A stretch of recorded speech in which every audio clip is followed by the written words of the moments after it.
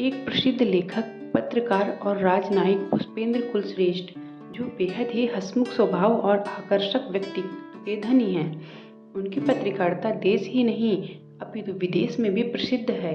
उन्होंने वैसे जगह पर पत्रकारिता की है जहां अन्य पत्रकारों के लिए संभव नहीं है। उनकी हंसमुख प्रवृत्ति और हाजिर जवाब का कोई सानी नहीं है।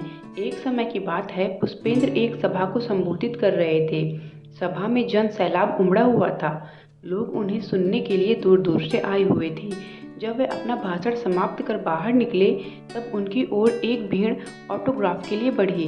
पुष्पेंद्र उनसे बातें करते हुए ऑटोग्राफ दे रहे थे। तभी एक नौजवान उस भीड़ से पुष्पेंद्र के सामने आया।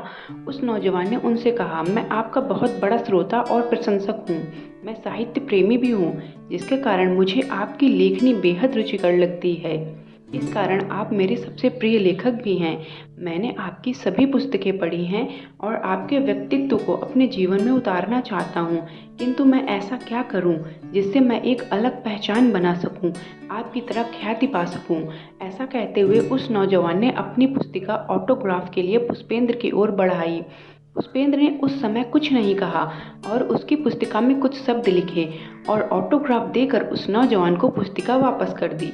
इस पुस्तिका में यह लिखा हुआ था, आप अपना समय स्वयं को पहचान दिलाने के लिए लगाएं। किसी दूसरे के ऑटोग्राफ से आपकी पहचान नहीं बनेगी।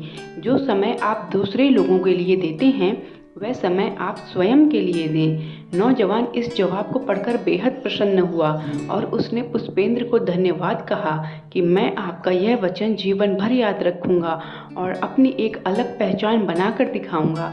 पुष्पेंद्र ने उस नौजवान को धन्यवाद दिया और सफलता के लिए ढेर सारी शुभकामनाएं भी दी।